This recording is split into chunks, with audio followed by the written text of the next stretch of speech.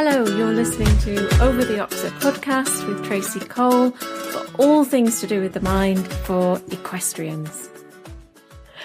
This week, the podcast goes back to riding confidence, so back to the traditional style of topics.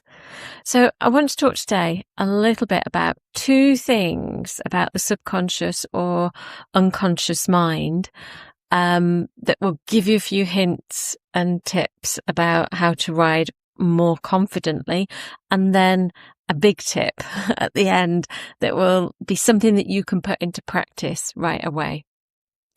So when we think about confidence, we can think of it as an emotional state, but we also kind of think of it as a state that we almost have to wait for, that you have to earn, that you have to have a certain level of experience to get to achieve in its full form.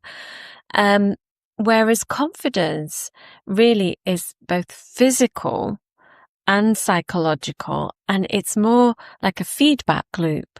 I'm doing okay, or I'm doing great, I'm doing great. And today what I want to do is just take a little look under the bonnet, if you like, at two ways that your unconscious mind might be working against you, without your permission, because it's probably doing the opposite to what you want it to do. And then we'll move on to that one practical way that you can change that, and you can start today. So, two truths that you might not realize, or it might be good to recap. The first one is the don't think of a pink elephant glitch. Okay, so did you think of a pink elephant? And then did you try and scrap it? So the unconscious mind works quickly, far, far more quickly than the conscious mind. That's one thing to note. So your immediate response is the unconscious one. At the same time, the unconscious mind doesn't understand the word not or don't. So it just takes it out of the sentence. So instead of hearing don't think of a pink elephant, the unconscious mind hears think of a pink elephant, and it does it. The conscious mind, however, does understand don't, and it comes in a little bit slower, and it says, oh, hang on, no, the command was don't think of a pink elephant, and so it tries to get rid of it out of your mind. Now, what we want really very often when we're riding is an instantaneous response in the right direction. So if we were to tell ourselves, don't look at the ditch, don't look down, then first of all, your brain has to kind of get a concept of the ditch or concept of the fall, and then process it, which might include feelings as well as visuals. And then your conscious mind has got to try and get rid of it. So we often say these things, don't we, when we're riding? Don't tense up, don't let him spook, don't let him look at the cows. Whatever we are saying, though, in that way, with that don't, or using not, then you're literally feeding your unconscious mind the precise thing that you don't want. And your muscles will micro-contract in response to that.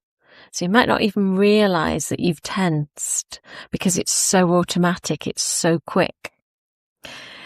Now, those micro-tonal changes in wherever it might be in your body, maybe it's in your hands and therefore it goes down your reins, or in your seat, or in your thighs, then it does bring about the very thing that you want to avoid. So it's this horrible loop going round and round. Okay, the second thing that I'm going to tell you about the mind is a part of the unconscious called the reticular activating system. So this is a bit like a search engine in our brain. But just like a search engine, if you never type anything into a search engine, it doesn't kind of search for stuff on its own. You have to have some input.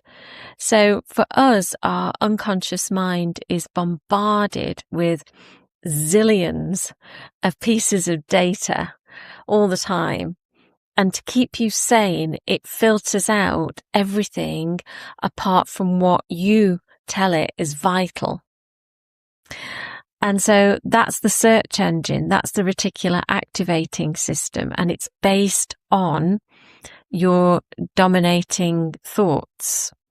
So whatever occupies your mind most, that's what it will kind of try to get for you, if you like. So let's say your internal narrative is something like, but what if she spooks at the tractor? Then basically what you've done in your search engine is typed in tractor danger. So your brain then will ignore the fact that your horse is quite relaxed, you've got a nice rhythmical walk, there's no wind, it's a beautiful day, there's no cars. It will simply think about and hyper focus on anything that is kind of indicative of a tractor coming. So it could be birds moving around in the hedge. It could be maybe a car coming along and braking, or, maybe a sound in the distance, but it's that hyper focus that makes you hyper vigilant, which makes your horse hyper vigilant. So we have to watch what we feed our mind, because it will use that for our search engine. So in other words, putting these things together in a way is to have this practical tip. And instead of vague positive thinking, because again, what tends to happen to us is that we think negatively, first of all, and we often then prime our mind with that negative. The best thing to do, rather than, saying, think positive, is to give your unconscious mind a job to do. So imagine this was a new rule for you, that you can't leave your unconscious mind in a vacuum. You can't tell it what not to do, or leave it alone because it will scan for danger. You have to give it some kind of physical, active directive. So what can we do? Well, you can do this from the start. It works best if you can do it from the start of your ride. But if you forget to do it, you can always start to do it as soon as you start to feel the very, very first surge of nerves, or you catch yourself thinking something negative, like don't get nervous, don't think about the size of the jump, don't let her run out. Instead, the formula would be, I want. Okay? So when you think about what you do want, make it physical, make it sensory specific, something you can see or hear or feel right now. So if you think just be positive, that's far too vague, and your brain will reject it and it will override it with something negative. So what you could do, you could say to yourself, I want to feel equal weight in both stirrups, and I'm going to count the rhythm of the stride. 1, 2, 1, 2, 1, 2. Okay, so equal weight in both stirrups, rhythm of the stride. Okay. Now, why would this work? Well, the brain can't actually focus easily on two tasks at once, especially if they're new tasks. So by forcing your mind to calculate a specific physical sensation or rhythm, you're hijacking the reticular activating system. Okay.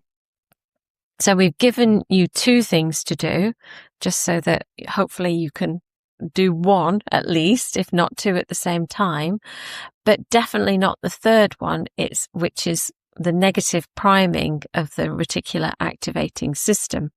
So you take the search engine away from tracking any danger, in inverted commas, and put it on to working on something like rhythm or weight in your stirrups. And then what happens is that you find that your body starts to relax. So let me know how it goes. Nice and easy, equal weight in both stirrups. And I don't mean force your weight down into your stirrups, but just how much weight is going through to your feet. And it may be in grams, it may not be in kilograms. And then just that rhythm, 1, 2, 1, 2. So confidence isn't some magical trait that some riders have and the rest of us don't. It's simply the result of running the right software at the right time, stopping telling your brain what to avoid and giving it a tactical job to do that's also quite useful. And just watch when you try it, how quickly your body follows, but also how quickly your horse follows suit. Let me know how it all goes, and take care, and I will see you again really soon.